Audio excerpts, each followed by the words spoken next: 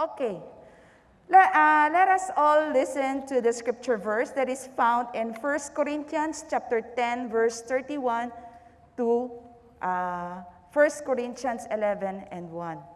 It says here, so whether you eat or drink, or whether you do, whatever you do, do it all for the glory of God. Do not cause anyone to stumble, whether Jews, Greek, or the church of God. Even as I try to please everyone in every way, for I am not seeking my own good, but the good of many, so that they may be saved. Follow my example as I follow the example of Christ.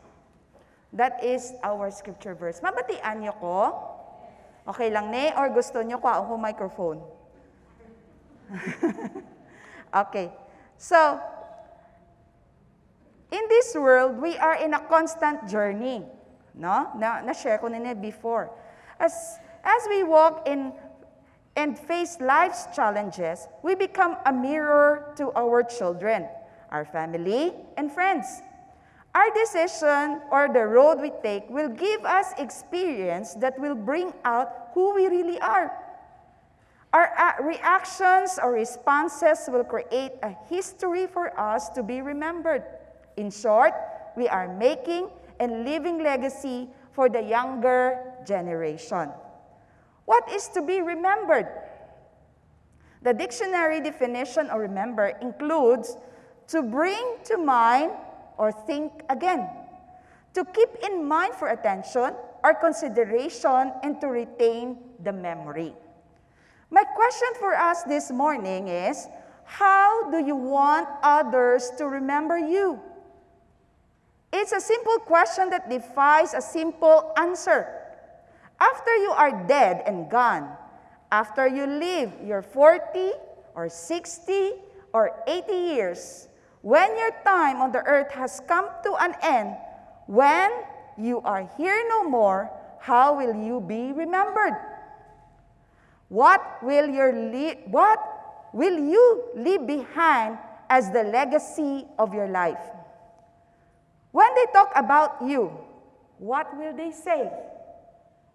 Maintindihan niyo ko? Okay. Let me sharpen the question just a bit.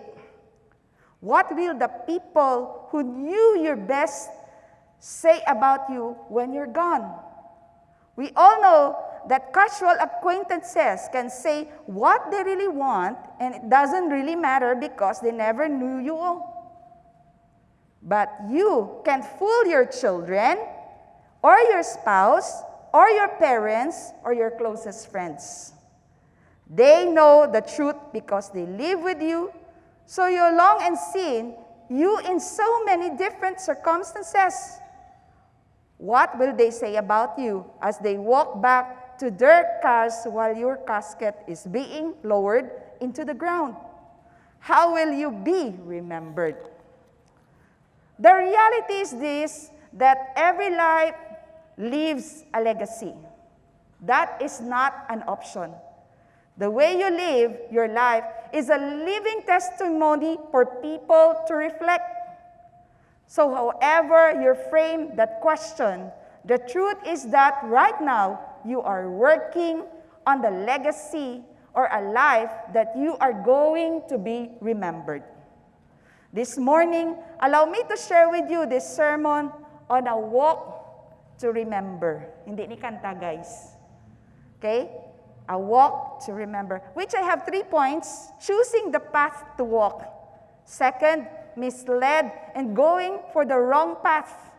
And thirdly, Jesus, the living legacy. So I come back to the basic question. How will you be remembered? What will people say about you after you're gone? What kind of a man are you? What kind of a man do you want to be? What kind of a Christian are you? What kind of a Christian do you want to be? What kind of a husband? What kind of a wife? What kind of a father? What kind of a mother? And also, what kind of a child? All these are determined by the path you choose. Which leads me to my first point, choosing the right path to walk. In life, you will face hard life's battle, especially if you are a Christian.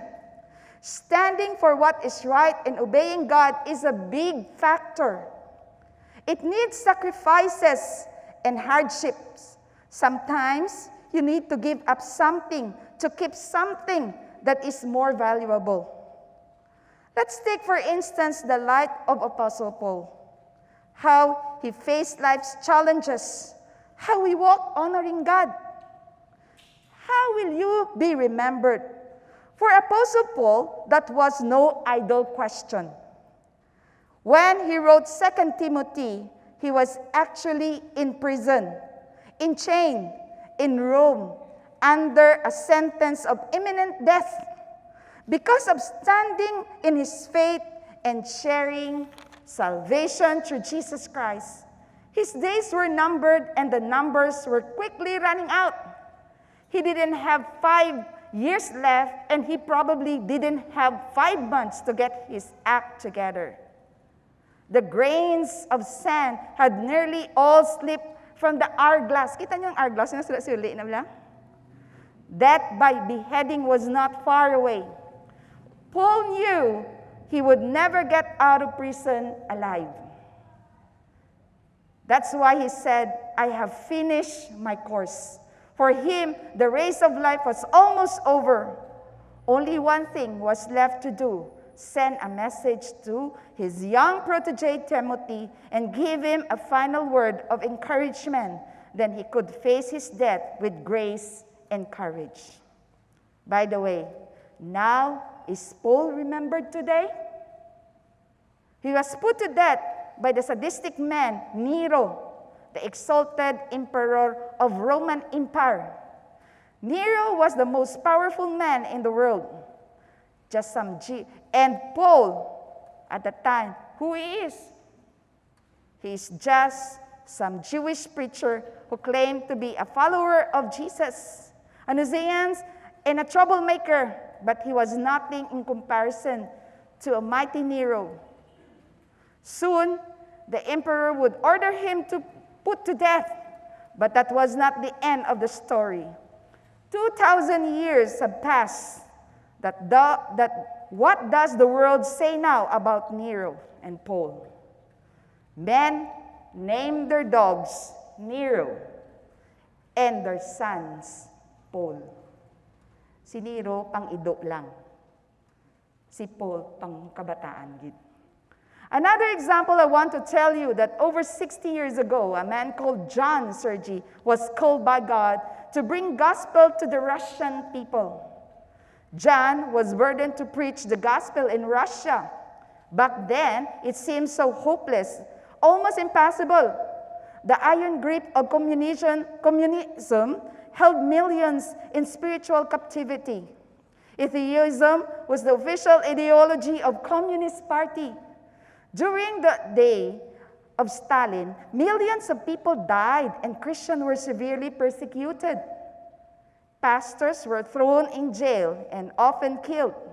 They say if you were a pastor, you knew at any moment you might be arrested. Pastor disappeared and did not return from jail for years. But through long years of darkness, John Sergi kept working to bring the gospel to Russia. He never lost faith that one day the doors would open and communism would be relegated to the trash heap of history. He made some people angry by telling them that one day things would be different in Russia. As it turned out, he was right. 52 years ago, he started preaching to the Russian people by the means of trans-world radio. Week after week, through shortwave radio, his message reached believers and unbelievers. And John Sergi became known all over Russia. And long before he was popular, he would travel to Russia to preach. He preached in Moscow and St. Petersburg, in big towns and small villages. Everywhere he went, people knew him from his radio ministry. He made a great impact. The Russian people loved him because they recognized his voice from the radio. Soon, elders presented John Sergey with an honorary Doctor of Theology degree from Moscow Evangelical Christian Ministry in recognition of his ministry to Russian church for so many years. When the certificate was given, there was so much joy. Now, when we see John Sergey, we can call him Dr. Sergey because he has earned it with 60 plus years of faithful service to the Lord and to the people of Russia. It was like a crowning day of John's ministry. It's a small foretaste of heaven when the Lord will say to us, if we are faithful, well done, good and faithful servant. Enter into the joy of the Lord. Another person who have been an icon for the best motherhood over was Susanna Wesley. I don't know kung kilala nyo ni. Susanna Wesley gave birth to 19 children by duwa sa set of twins.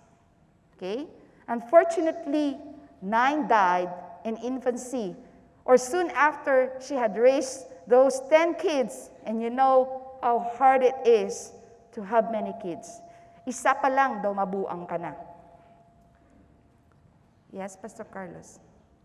Kwaon? Okay, thank you. As much as possible, tanin hindi man ko gusto wala mas. Okay, mula na. Di na ko to. Her son, John, the founder of the Methodist movement, published a letter in which his mom shared her principal rules for parenting, covering things big and small. Because our understanding of child development have changed greatly in the nearly 300 years since Susanna was raising her kids, we might not agree with all of her advice, but some still rings today. Her religious education involves devotion. The children of his family were taught as soon as they could speak the Lord's Prayer, which they were made to say at rising and bedtime constantly. Susanna reminded her son, to say, the moment 5 years old, he asked them to pray. Worship and music, when the Wesley children were a little older, the day began with reading or singing a psalm, reading an Old Testament chapter, and saying private prayers, all before breakfast. At the end of the school day, they paired up to read a psalm and a New Testament chapter. She honors Sabbath. Sundays were especially in the Wesley's house. The children were very early made to distinguish the Sabbath from other days. Susanna wrote they were expected to participate in the family prayers, which they used to do by the signs before they would kneel or speak. This is one thing I really admire here, because not all parents right now are teaching their kids how important to honor God on the Sabbath day. They cannot come, okay lang hindi mag-come to church. Because even the parents themselves, they don't honor the Sabbath. But Susanna Wesley valued the Sabbath day.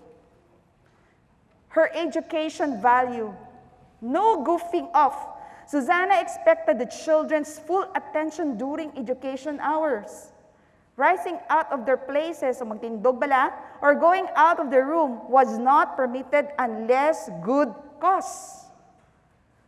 And running into the yard, garden, or street without leave was always esteemed capital offense. Training her children to read. Each child was taught to read at age 5, both the boys and the girls. Susanna noted, putting children to learn sewing before they can read perfectly is the very reason why so few women can read fit to be heard. and never to be well understood. She would not allow that for her daughters or sons. Her order of discipline. Self-regulation. Susanna was convinced that self-will is the root of all sin and misery, and worked to help her children develop self-control. Positive reinforcement. Susanna believed that every act of obedience should always be commended and frequently rewarded. When a child misses the mark, Susanna recommended that parents sweetly direct the children on how to do better for the future. She disciplined. When needed, Susanna strived to discipline appropriately. Some trespassers should be overlooked and taken no notice of, and others mildly reproved. She taught forgiveness. Susanna taught that a child should never be punished for the same offense twice, and that if they amended, they should never be upbraided with it afterwards. Meaning, once nga na-discipline mo ng bata, hindi mo na pag-ukat-ukaton. You remember, nag-amo ka ni? Mean to say, once you have dealt with it, you have done something about it, you shouldn't, you shouldn't discipline the child over and over again and reminding him what he did. It is only done once the child has repented. Bedtime or sleep is very important to her. After dinner at 6, the process of getting the children ready for bed began at 7. With the youngest child, all children were in bed by 8 p.m., whether they were ready to sleep or not. There was no such thing as allowed of an hour as sitting by the child till it fell asleep, she wrote. Mean to say, busubong nga kabataan, no? All of them, they are on their tablets, cell phones, and even the children now sleep at 12 o'clock. But Susanna Wesley said, everybody must sleep at 8. You know why? They are still growing and they need sleep. By sleeping, they are growing better and healthier. Mealtime is very important to her. Mealtime was family time. When the children were young, at dinner, their little table and chairs were set by ours. Susanna recalls near enough to be supervised. Children graduated to the dining room's table as soon as they could handle a knife and fork. Choosing meals, okay? Susanna expected the children to eat what was served. They were never permitted to choose their meat, but always made to eat such things as were provided by the family. Meaning to say, ang kabataan, they need to eat what is served. They cannot choose, Mama, I don't like fish. I only want chicken. Chicken in the morning, chicken in the afternoon, chicken in the evening. No, whatever is served, that is your food. And because of that, even drinking medicine, they constantly used to eat and drink what was given to them. She remembers that when any of them was ill, there was no difficulty in making them take the most unpleasant medicine. And manners is very important to her and is strongly implemented. Polite speech is very important. The children were given nothing they cried for. Hello guys, I'm not saying this just to read, but this is an advice for us as parents. Never give the child with the things they cried for, but she instructed to speak handsomely for what they wanted. Must speak, not cry. No lying. Susanna believed that children were tempted to lie when they feared punishment. To prevent this, she reasoned a law was made that whoever was charged with a fault of which they were guilty, if they would ingenuously confess it and promise to amend, they would not be punished. Ang namba ko kay Mike, if you confess, I will discipline you this. But if you don't confess, and I found out, you will discipline like this. That's why, when he does something and I ask, ka-confess na siya. Because he knows, grabe ang bakol kung hindi ka mag-confess. John Wesley, an admiring son, shared this and advice from his mother in his published journal as he reflected on her death. The entry is dated August 1, 1742, the day of her funeral. He hoped it would help others caring for a numerous family. Susanna's devotion to her faith and her family clearly shaped her son's character and had an impact on countless lives. Oftentimes, many struggle to walk on the path of God. We don't want the hard part. We don't want the sacrifice part. We only want the blessing and the good life. But we don't want the process. We don't like to be controlled of people telling us what to do. We want our freedom, but we fail to see that because of this willfulness and selfishness, we lost our way and are misled to the wrong path that causes our defeat. Hello, okay lang ka mo da? Kaya hindi ka mo sakon? Okay. Which leads me to my second. Dali lang gini guys, dali na lang. Misled and going for a wrong path. Jesus didn't say, follow me and life will be easy. But he said, whosoever or whoever wants to be my disciples must deny themselves and take up their cross and follow me. Matthew 16:24. Matthew 7:13-14 says, enter through the narrow gate, for wide is the gate and broad is the road that leads to destruction, and many enters through it. But small is the gate and narrow the road that leads to life, and only a few find it. Jesus made it clear in this passage that there is no automatic entrance into God's presence.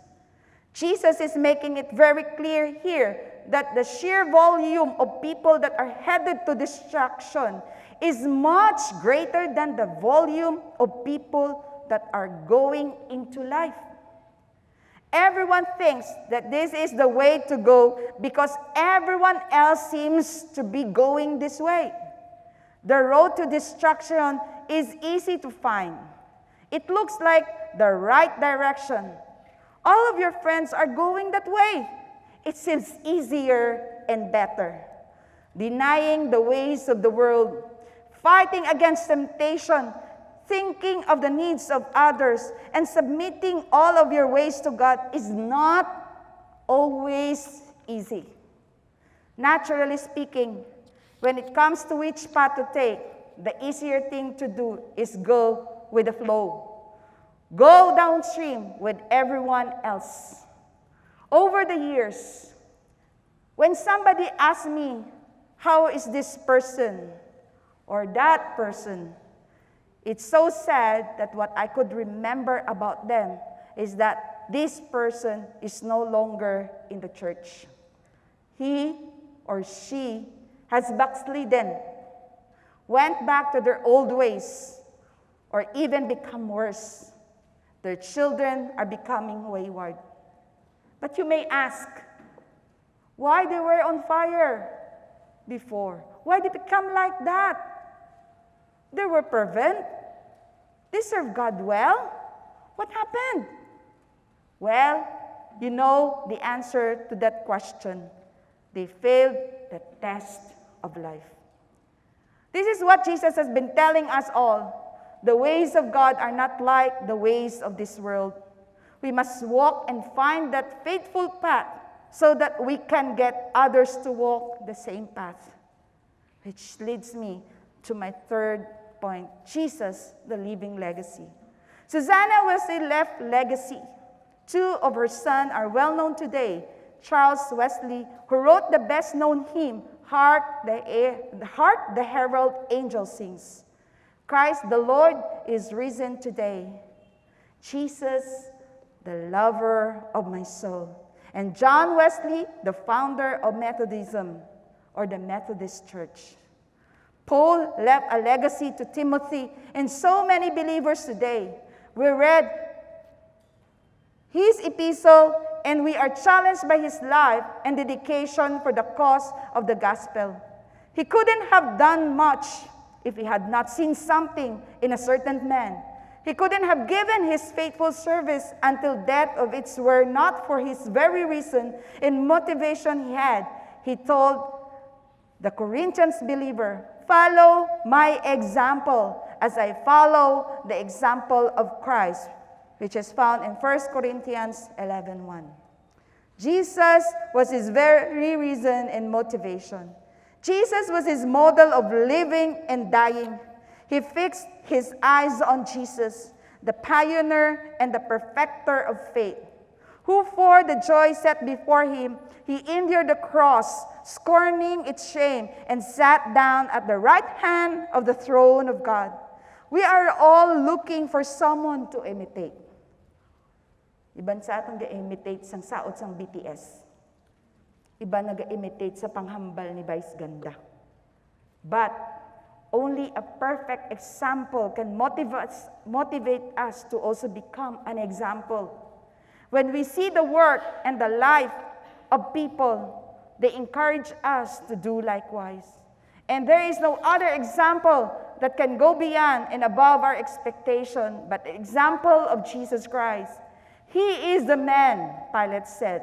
Behold the man. Behold the man, the words of Pontius Pilate used to present Jesus of Nazareth to a hostile crowd ahead of his crucifixion. Not surprisingly, his main target was belief in Jesus Christ as the Son of God. Even though he is the Son of God, he was an example of servanthood. John 13:12-15 says, after washing their feet, he put on his robe again and sat down and asked, "Do you understand what I was doing? You call me teacher and Lord, and you are right because that's what I am. And since I, your Lord and teacher, have washed your feet, you ought to wash each other's feet. I have set you an example that you should do as I have done for you." Servanthood. He was also an example of suffering. 1 Peter 2:21 said, "To this you were called because Christ suffered for you, leaving you an example that you should follow in his steps. When he suffered and sacrificed, he did it like a man to set the perfect example for us." Paul knew well the importance of imitating the example of Jesus. And as a good teacher, as a good leader, he wanted the younger man, Timothy, to imitate him also. And in 2 Timothy chapter 2, verse 10, Paul told Timothy, "Therefore I endured everything for the sake of the elect, that they also may obtain the salvation that is in Christ Jesus with eternal glory." There was a song by Steve Green, and I encourage you later sa house nyo kung may kurinti ka mo and you have internet. Switch on this song, "Find Us Faithful."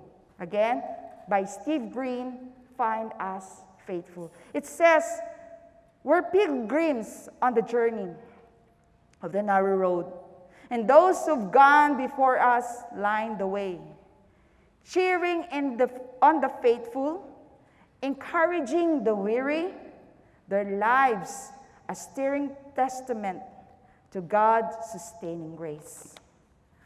Oh, may all who come behind us find us faithful. May the fire of our devotion light the way. May the footprints that we leave lead them to believe, and the lives we live inspire them to obey.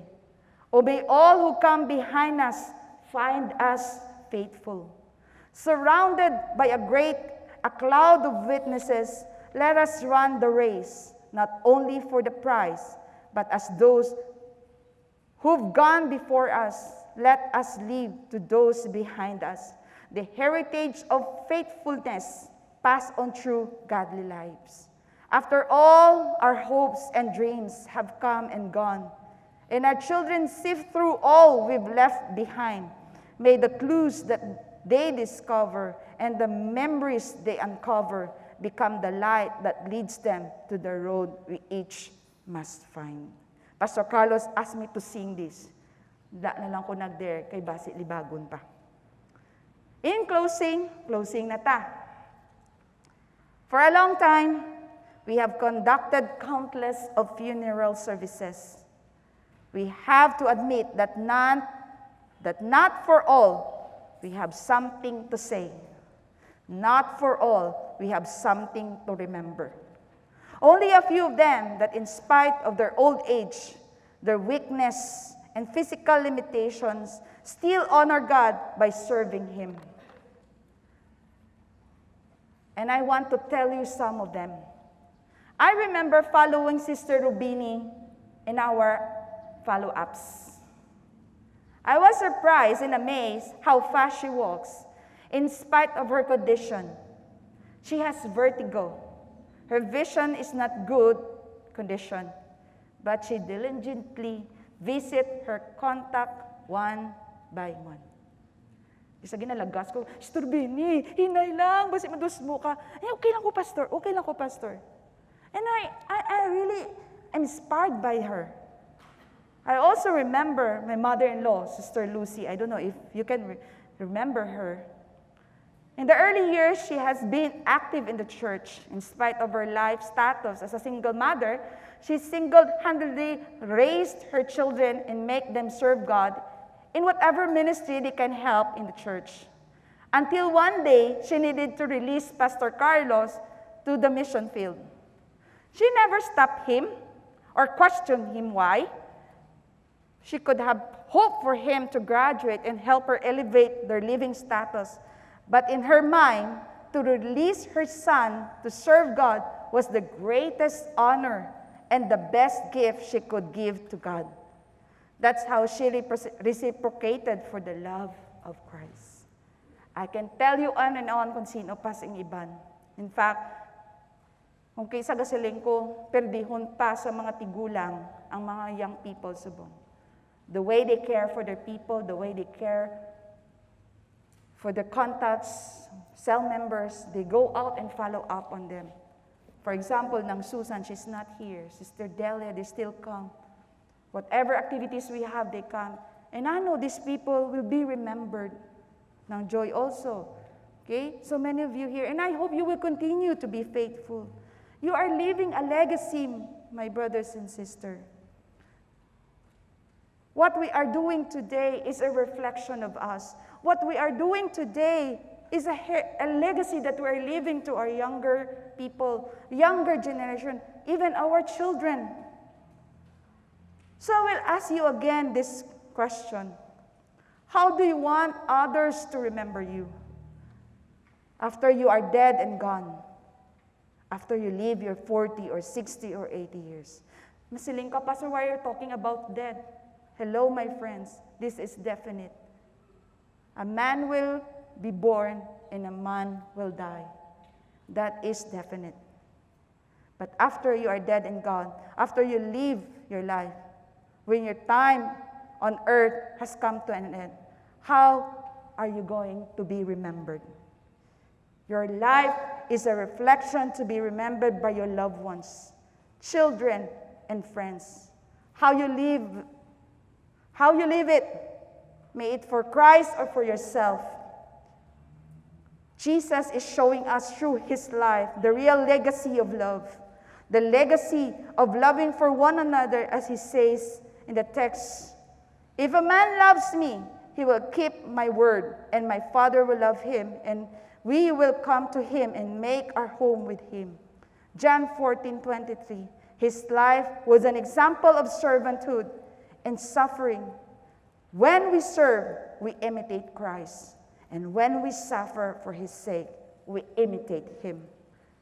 When you suffer, or when your life is just not going the way you hoped for, remember Christ. Represent him well by faith. Make him known to those around you. Brothers and sisters, this is my encouragement to you. Remember, you are leaving legacy. So, don't calculate with God. Because when you calculate, your children will do the same. You cannot tell your children, go to church, if you yourself don't go to church. You cannot tell your children, serve God, if you yourself does not serve God. You cannot tell your children, behave, if you yourself don't behave. You cannot tell your children to be good if you yourself is not showing good example. Who you want to be remembered. How you want to be remembered. That is the question I'm leaving to you this morning. Praise God.